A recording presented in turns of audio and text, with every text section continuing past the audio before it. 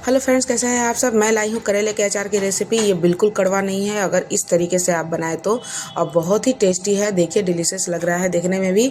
तो चलिए मैं बताती हूँ कि मैंने इसकी तैयारी कैसे कैसे की है।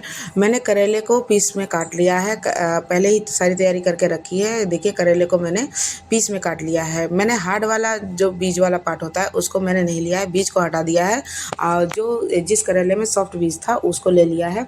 और अगर करेले में हार्ड बीज है तो मैंने क्या किया कि बीज को हटा दिया है, केवल बाकी के पार्ट को मैंने ले लिया है। करेले को मैंने छीला नहीं है, ऐसे ही मैंने पीसेस में कट कर लिया है। मैंने 1 किलो करेले में कम से कम 100 ग्राम नमक डाल के इसको धूप में रख दिया है 2 से 3 घंटे तक, ताकि इससे क्या होता है कि करेले की कड़वापन थोड़ा सा दूर हो जाता है।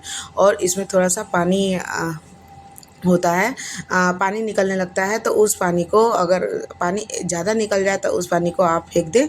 और पानी अगर कम निकले तो पानी नहीं निकलता तो अगर सूख जाता है तो उसी के साथ मसाला को ऐड कर दें। देखिए मैंने लहसुन छील रखा है, लहसुन भी मेरा 100 ग्राम है।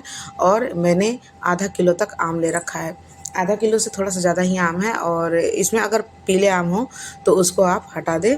और बाकी के आमों को पीसेस में कट करके, देखिए मैं चॉपर में काट रही हूँ। चॉपर की सहायता से इसको छोटे छोटे पीसेस करूँगी, मतलब कि इसको या तो आप कद्दूकस कर लें या फिर चॉपर की सहायता से इसको ऐसे हल्का एकदम छोटा छोटा बारीक चॉप कर ले। तो मैंने सारे आम को धीरे धीरे छोटे छोटे पीसेस में कट करके उसके बाद चॉपर की सहायता से इसको चॉप किया है। आप चाहें तो मिक्सर में अगर पीसना चाहें तो ग्राइंड कर लें, दरदरा सा इसको ग्राइंड कर सकते हैं मिक्सर में भी। फ्रेंड्स देखिए आम की वजह से क्या होता है कि जो करेले का कड़वापन, एक तो हमने नमक डाल रखा है, ऊपर से मैं आम डाल रही हूँ। इससे ये दोनों चीज़ें क्या होती है कि करेले की कड़वापन को बिल्कुल ख़त्म कर देती है। तो आम इसमें ज़्यादा ही ज़रूरी है। अगर आपके पास आम नहीं है, अगर ऐसे सीज़न में डाल रहे हैं जिस सीज़न में कच्चे आम नहीं मिल रहे हैं, तो आप आमचूर पाउडर का यूज कर सकते हैं। या फिर एक करौंदा आता है, करौंदा भी खट्टा होता है, उसका भी आप यूज कर सकते हैं, उसको भी डाल सकते हैं। वो भी ऐसे आम का काम करता है। करौंदा ले लें या फिर एक आमड़ा आता है उसको ले लें, तो वो भी खट्टा होता है, उसको भी हम इसमें डाल सकते हैं। मतलब कि खटास हमें ज़रूरी है। या फिर आप आमचूर पाउडर का भी यूज इसमें कर सकते हैं। आमचूर पाउडर थोड़ा सा एक्स्ट्रा चाहिए होता है, जैसे कि हम अगर 1 किलो करेले का अचार डाल रहे हैं तो उसमें हमें 1 पाव तक आमचूर पाउडर चाहिए ही चाहिए होता है, ताकि थोड़ा सा कड़वापन इसका दूर हो। और ये करेले का अचार बहुत ही हेल्दी होता है हमारी हेल्थ के लिए। जैसे कोई शुगर के पेशेंट होते हैं उनके लिए बहुत ही अच्छा होता है, रामबाण इलाज है। कि उस इससे क्या होता है कि एक तो करेला है जो उनको चाहिए होता है, कड़वापन की वजह से वो खाते नहीं हैं, तो इस अचार को खाने से ये अचार ज़्यादा कड़वा नहीं होता और करेला का करेला होता है, जो उसके हेल्थ के लिए बहुत फ़ायदा होता है और सबके लिए बहुत अच्छा होता है। जैसे हम आप भी खा सकते हैं और बहुत ही टेस्टी लगता है। देखिए मैंने आम को तो चॉप करके रख लिया है। ये देखिए ये है लहसुन।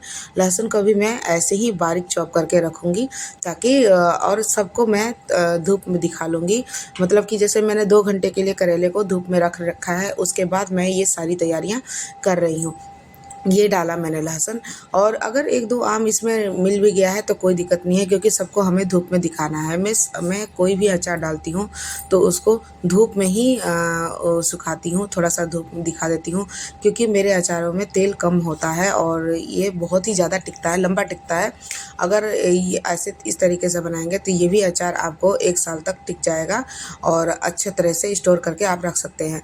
तो सबसे ज़्यादा ज़रूरी है धूप। मैं तेल में नहीं, धूप में पकाती हूँ। देखिए तो करेला, जब तक मैंने इस सबको चॉप किया है करेले में एकदम नमक मेल्ट हो चुका है और सबको मैंने धूप में अच्छी तरीके से रख दिया है। अब इन सबको भी 1 से 2 घंटे तक धूप दिखाऊंगी, तब तक बाकी के मसाले की तैयारी कर लेती हूँ। तो अब मेरा करेला लगभग 4 से 5 घंटे धूप में रह जाएगा और ये दोनों को हमने अच्छी धूप में 2 से 3 घंटे तक रखना है। तो मसाले में मैंने ले रखा है धनिया है, मेथी है और जीरा, काली मिर्च है, सौंफ है और मैंने पीली सरसों का यूज़ किया है। और एक बात और कि मैं सरसों को भूनती नहीं हूँ, कभी भी मैं सरसों को भूनती नहीं हूँ, क्योंकि भूनने से मैं किसी भी अचार में सरसों को नहीं भूनती। आप चाहे तो आप भून भी सकते हैं, थोड़ा सा मैंने सरसों पहले ही इसमें डाल दिया था क्योंकि मसाले में ही ये मिक्स हो गया था, इसलिए हल्का फुल्का आप सरसों देख सकते हैं। लेकिन मैंने सरसों को भुना नहीं, भूनती नहीं हूँ। और देखिए मैं ऊपर से कच्ची सरसों डाल रही हूँ। मिर्ची का भी यूज मैंने कम किया है क्योंकि करेला ऑलरेडी कड़वा होता है, तो इसमें मिर्ची डालने की ज़रूरत उतनी नहीं पड़ती है। ये देखिए फ्रेंड्स, मेरा एकदम पानी है ही नहीं इसमें, क्योंकि मैंने जैसे कि बताया था आपको कि पानी या तो सोख कर लेगा, क्योंकि 4 से 5 घंटे में या तो पानी सोख कर लेगा या पानी छोड़ देगा। अगर पानी छोड़ता है तो आप उस पानी को निकाल दीजिए, और पानी सोख कर लेगा तो उसमें कोई दिक्कत ही नहीं है। देखिए मैंने इसमें चॉप किए हुए लहसुन और अदरक और ये आम सबको डाल दिया है, और डालने के बाद फिर मैं इसमें जो मसाले हैं उसको डालूँगी। इसको डालने के बाद अच्छी तरह से मिक्स कर लूँगी।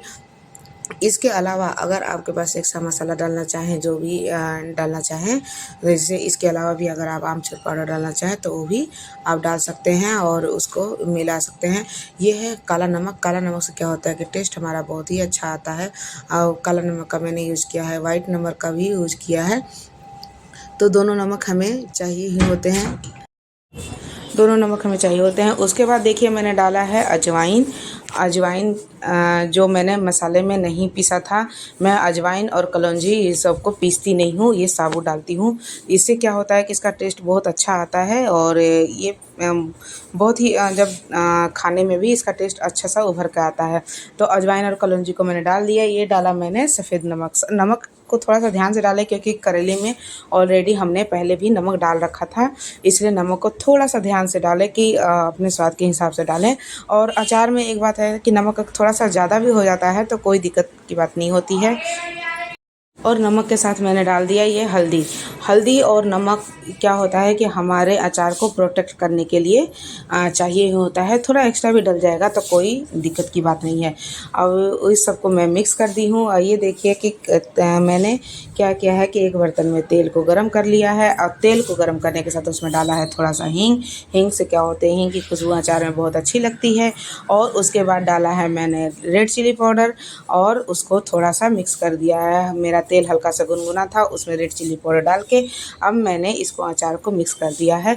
मैंने देखिए 50 ग्राम तक मैंने तेल रखा है। अब इसी तेल में मेरा अचार पूरा बन जाएगा और तैयार हो जाएगा। देखिए कितना अच्छा लग रहा है, और बनाने में भी बहुत ही आसान है, और खाने में भी बहुत है। ये 2-4 दिन में धूप में रखने के बाद ये खाने के लिए तैयार हो जाएगा। तो जल्दी जल्दी बनाइए और मुझे बताइए कि ये रेसिपी आपको कैसी लगी। Thank you.